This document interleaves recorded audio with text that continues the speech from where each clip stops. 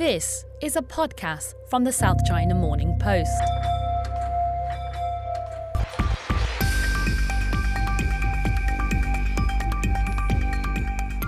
Hello and welcome to the US-China Trade War podcast. I am Finbarr Bermingham on the political economy desk at the South China Morning Post. It's the 21st of February, or as we have come to see it here in Hong Kong, the end of week 3 in the great work from home experiment around Greater China. The coronavirus crisis continues, although importantly, the spread of new cases appears to be slowing. But 2 weeks after Beijing started trying to get China back to work, progress has been limited. Huge swathes of people are on lockdown. Factories remain either idle or running below capacity. Those that can produce goods, meanwhile, find that they can't get their goods to the ports. Trucks are not running, while thousands of containers from around the world are lying on docks around China, including frozen and perishable goods. That is a situation to watch. Political economy editor Zhou Xin will join us on the line from Hong Kong to talk about the economic impact of this prolonged virus event. Wendy Wu is a correspondent in Beijing. She will be joining us on the line to discuss whether foreign businesses have had enough. It's been a really tough couple of years in China with the trade war and now the virus. And from Washington, we'll be joined on the line by Rob Delaney. He is our US bureau chief, and he will discuss how the hawks in the Trump administration are seeing coronavirus as a way to further the decoupling agenda. A lot to get through. On with the show.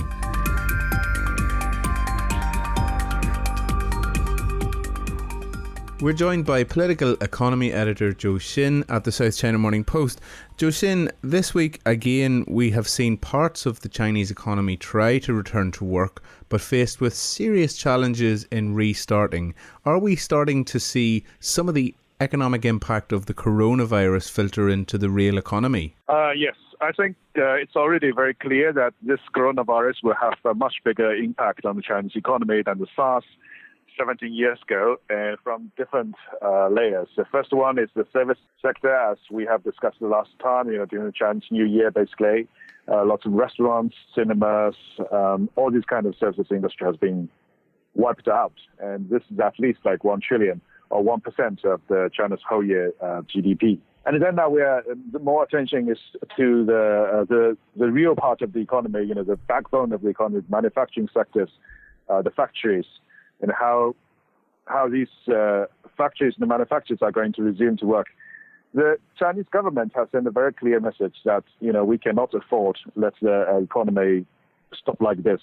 So Chinese President Xi Jinping has repeatedly urged the local governments, especially governments outside of Wuhan, that you should put more priority on to resume the economic activities.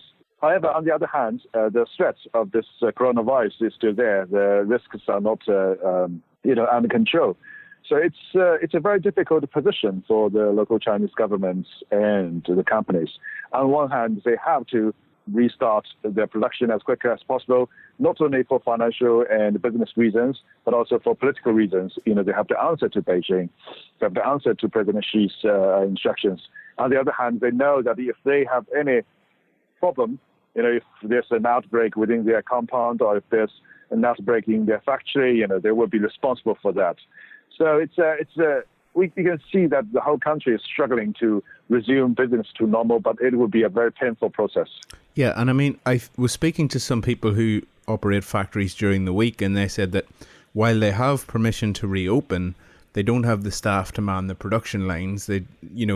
People are either stuck in their hometowns still post Lunar New Year, or perhaps even in quarantine, having returned to their place of work after being in their hometown over Lunar New Year. So I think that there's, even with all the will in the world, logistics and human resources just mean that China is going to be really frustrated in trying to get its economy back on track. Yes, that's exactly the point. Because China, after so many years of development, it's a very integrated country. Okay, for instance, like in Beijing, maybe there's 20 million people living there, and maybe 6 to 8 million people will leave the city to their hometowns across the country, and these people will have to return to Beijing traditionally after the Lunar Chinese New Year.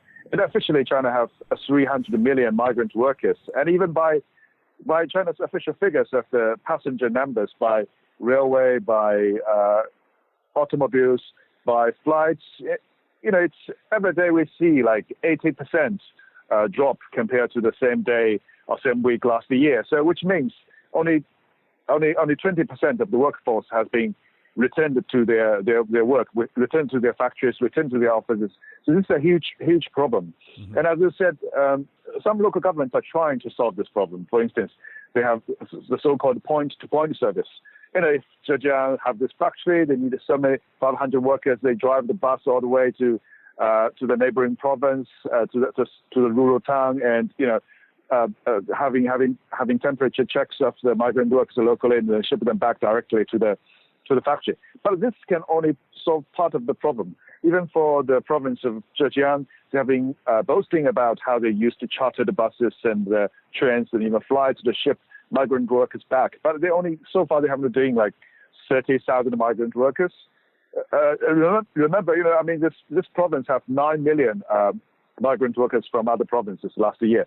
So you can see it's a long way to get all these people back to the factories and offices. Yeah. And as you said, the quarantine requirements are still very strict in many places, although they don't want to talk about it. But if you want to travel by yourself in China, in the usual way, migrant workers, after spending the Chinese Lunar New Year at their hometown, and then buy a ticket going to a city, they're going to the open air job market, and to look around at the posters. These kinds of things are gone this year, so it's very difficult. Yeah, and I think there have been some signs that China has moved to loosen restrictions to foreign imports, particularly American imports entering the market. And this is obviously with one eye on the US-China trade deal, but I guess with one eye also on the fact that China's economy has been shut down, and perhaps there will be a greater need for imported goods. We saw last weekend that China had lifted a ban on American poultry, which had been in place for a number of years and which had been expected to happen.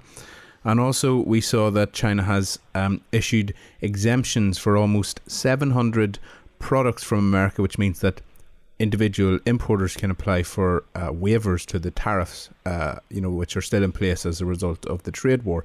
Do you see, Zhou Xin, that this is a bit of both? It's a sign that China, wants to perhaps not anger the US and maybe make it clear to the US that it's trying to make some progress, but I guess it's also a factor of their economic position where they really do need more products to import to the country. Yes, I think that's the case. The phase one trade deal with the United States has taken a long way to sign, and apparently Beijing do not want to, get rid of it or undone all its efforts in a very short period of time. So it's effectively, it's coming into effect on February 14th. And we can see that Chinese government is doing lots of small things, but important things, showing gestures that we are honoring our commitments, we are honoring our promises and buying more U.S. products. And this is the case. Even during the phone call 2 weeks ago between President Xi Jinping and Donald Trump, President Xi basically promised Trump saying,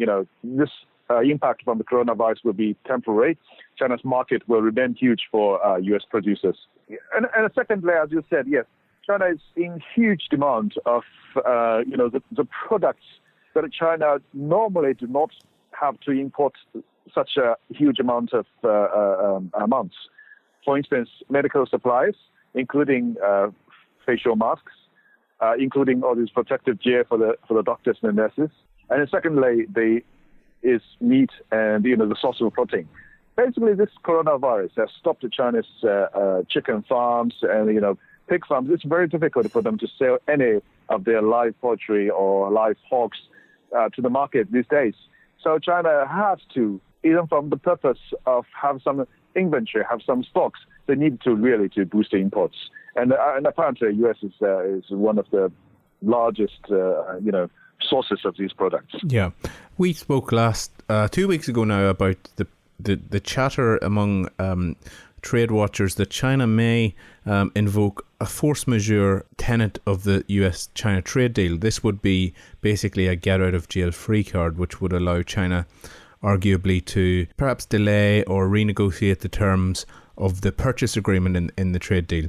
Has there been any sign this week, Zhou Xin, that this is still an option, still under consideration in Beijing? Well, there's no clear sign from Beijing that they will use this clause, but I think if this coronavirus situation continues, I think that's definitely on the card for Beijing. And remember, it's a 2-year kind of agreement, right? China has to buy additional $200 billion worth of American goods and services in 2 years.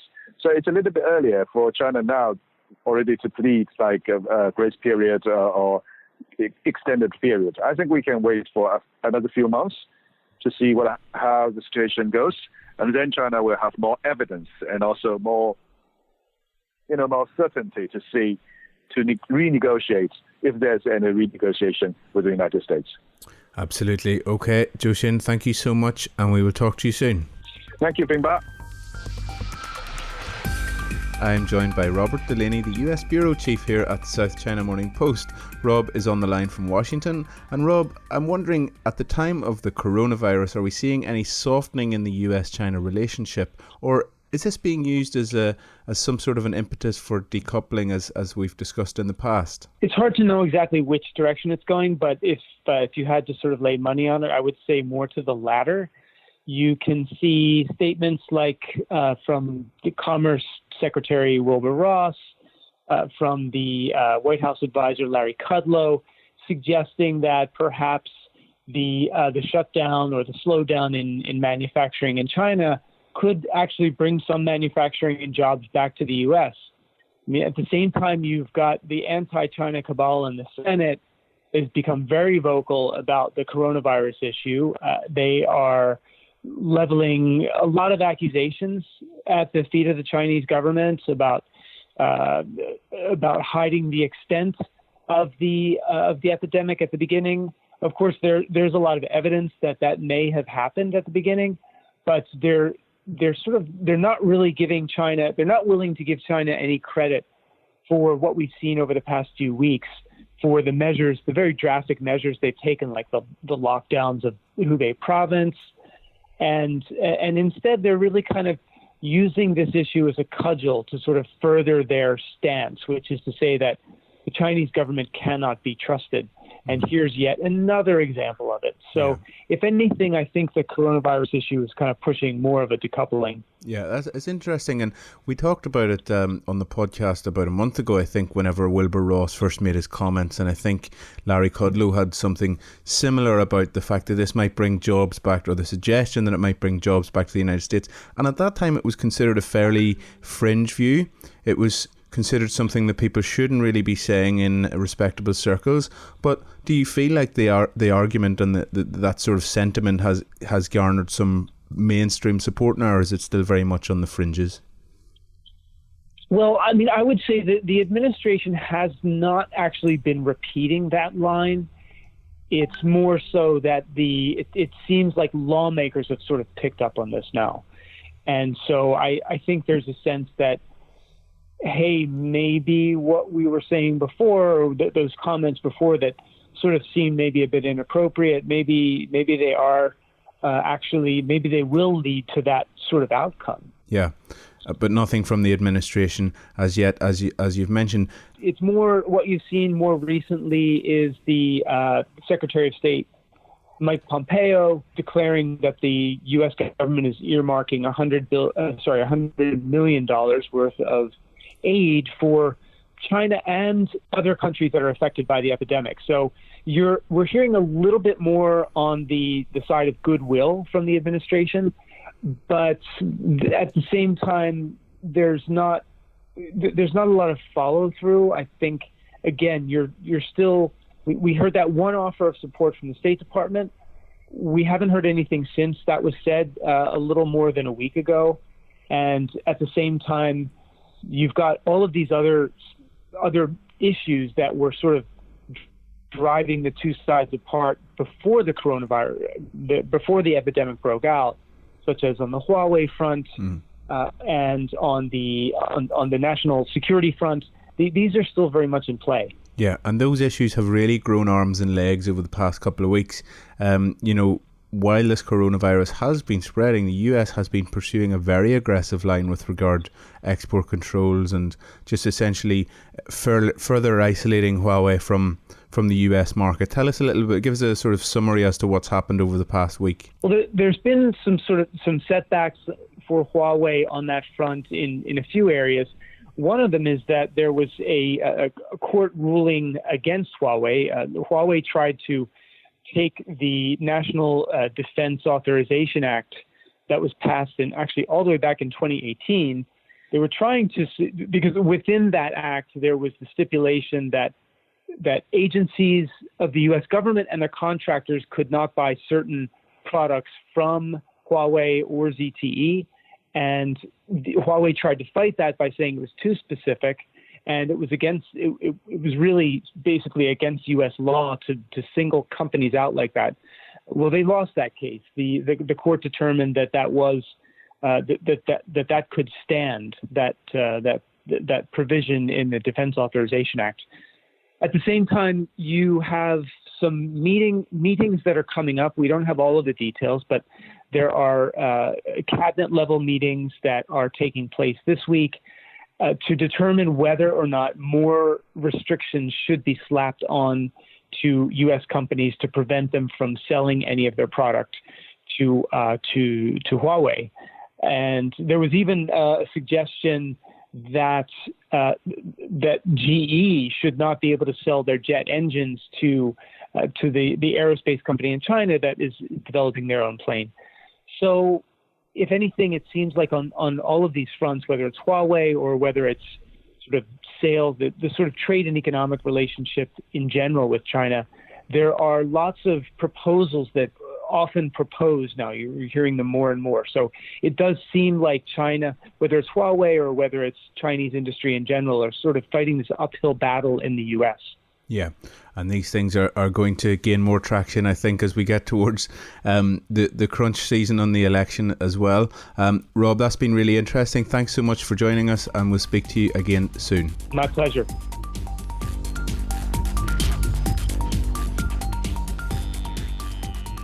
I'm joined on the line by Wendy Wu, who is a correspondent based in Beijing for the South China Morning Post.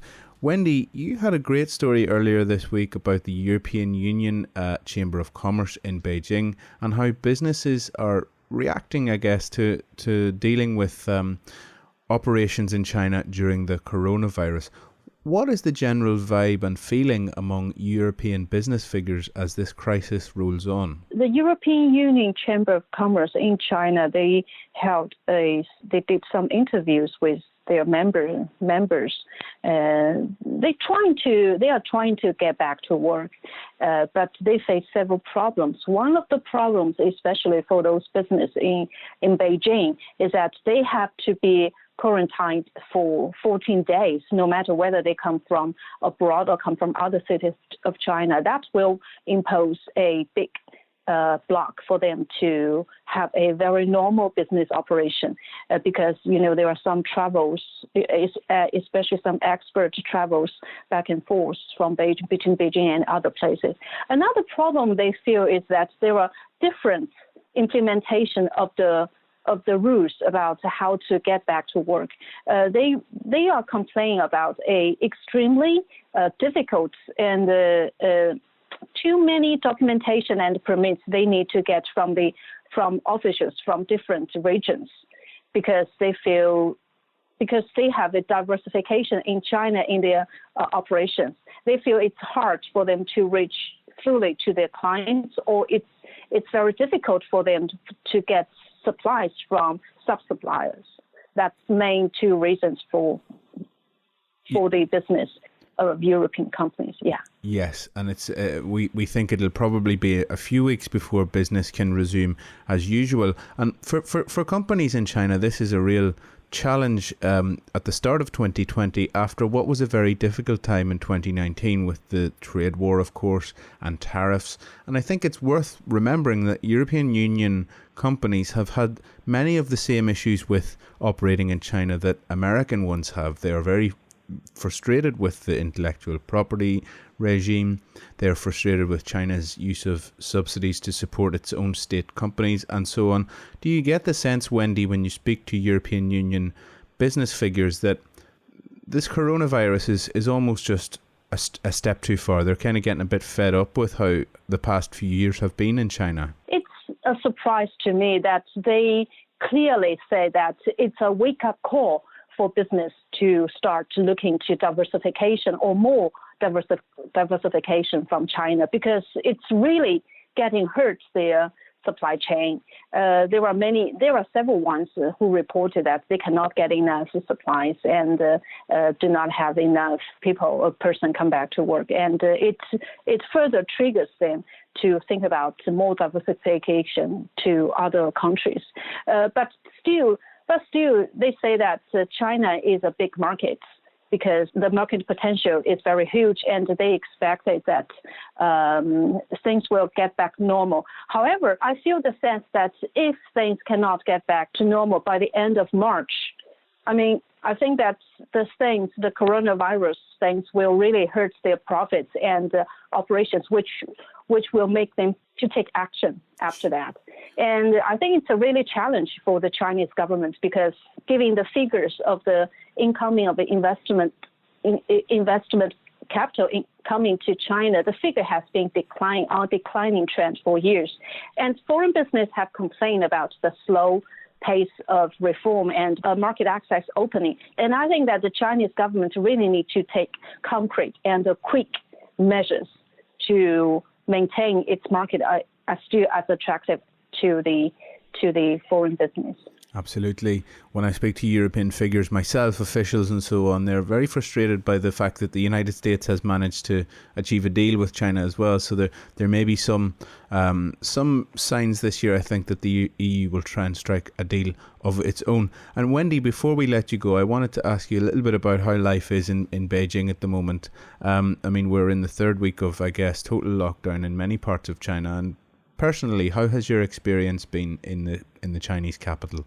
I think the things in Beijing is getting back to normal very, very slowly. And the coronavirus situation here is not as relieved as expected, because there was cluster cases reported in two Beijing hospitals, which has easily reminded people of what happened in 2003 of the SARS outbreak. So there were companies that getting back to operations and ask workers to get back to work. But a majority of residents in Beijing are still staying at home and working at home. You're working from home yourself, and do you find that most of your neighbours are also staying home? Are the streets very quiet and so on? The streets, there are increasing cars in the streets, but I can feel that in my compound people are still staying at home, and especially at night, usually at 6 o'clock in the afternoon, you will see that the majority of the building, they have all lights up. So many people are still staying at home. We're still trying to reduce the possibility to go outside because we still want to avoid any possibility of infection. And the supply of medical protection gear, such as masks, alcohol, and disinfection, they are slowly growing up. But it's very hard for people, especially living not in the downtown area. It's not quite easy to buy them, so I reduce going outside. Mm-hmm. And I have been staying at home without leaving the door for nearly 2 weeks. Well, how are you keeping sane? Are you keeping busy with work, of course, but I hope you're not going crazy in your apartment. No, of course. The work has kept me busy, and we still have a lot of access to books and TVs and TV series.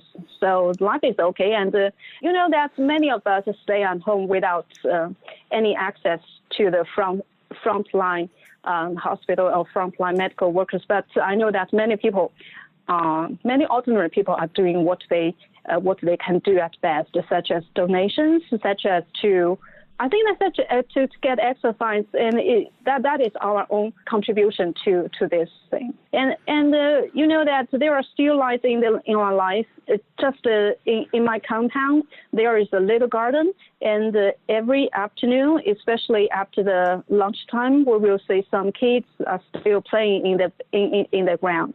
Wearing their mask, and we can hear their laughter. So the life is still going on, and we really hope that the coronavirus could get over as soon as possible. Absolutely. I think we're all hoping for that. Wendy, that's been really interesting to hear from you. Thank you so much for your time, and have a great day. Okay, thank you. Thanks for listening to the US-China Trade War podcast. Don't forget to check out scmp.com for our rolling 24-hour coverage of the stories discussed in this episode. You can also get us on Twitter at SCMP Economy. You can get me at Birmingham. Please take a moment to subscribe, rate, and share this podcast wherever you happen to be listening. And we will see you next week. For more podcasts from the South China Morning Post, head to scmp.com, where you can hear more about technology, trade, culture, and society.